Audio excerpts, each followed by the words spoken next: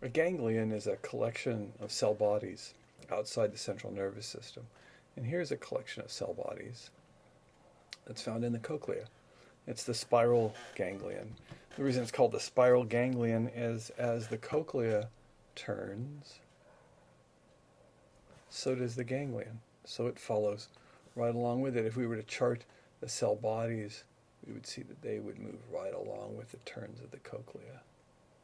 And it's so spiral ganglion because it spirals around, and it can't get much simpler than that. Okay, so collection of cell bodies, peripheral nervous system, ganglion. The axons of these ganglion cells form a nerve. Here it's called the cochlear nerve. It's actually the cochlear branch of the 8th cranial nerve. And those axons go from the spiral ganglion to the cochlear nuclei in the brain. So the 8th nerve carries information from spiral ganglion cells to the central nervous system. Now where the dendrites of these guys go is out to hair cells. So the dendrites of spiral ganglion cells gather information from hair cells, and then they carry that information on into the central nervous system. This is perhaps a clear picture of spiral ganglion. Here are the cell bodies. Now, most ganglion cells outside of the retina do not receive synapses, at least not onto their cell bodies. So a typical ganglion cell sends a process out to some place, usually to some receptor cell, or perhaps that process itself has the proteins in it that make it a receptor, and then that process produces an action potential. We're going to find, in fact, for ganglion cells, what happens for all of them except those in the retina is what happens out here at the tips of this process sets up a depolarization that opens voltage-gated sodium channels. And so the action potential for ganglion cells occurs out here, out on the tips. And so there would be a hair cell here. The hair cell would be talking to this guy, and that would set up an action potential here, and that action potential would move down the axon, and then it would move, or what we call in the auditory system a dendrite, even though it looks just like an axon.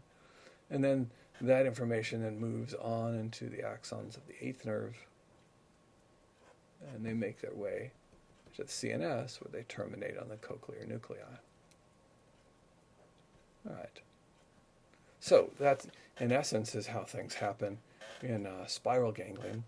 But let's look at some other situation. Let's look at the somatic sensory system, for example. Here in the somatic sensory system, this is the spinal cord right here. This whole thing. So what I'm outlining now is spinal cord.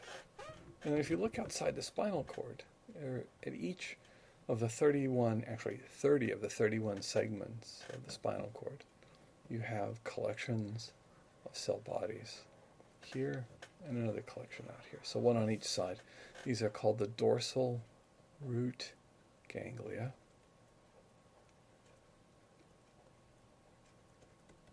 And what they're doing is these are cell bodies. These big purple guys in here are cell bodies. And the cell bodies of each of these guys is sending a process out to the periphery to gather information. So out here we gather information about mechanical sensation or maybe thermal sensation, hot or cold. And then that same process carries information on into the central nervous system. And so the features remain fairly constant. What you start with is some sort of event out here in the periphery. That event is then carried inward into the central nervous system by way of action potentials. That's the key to ganglion cells, that their axons extend so far that each ganglion cell, each type of ganglion cell, generates action potentials in order to carry that information over those great distances, taking in information from the periphery and sending it into the CNS.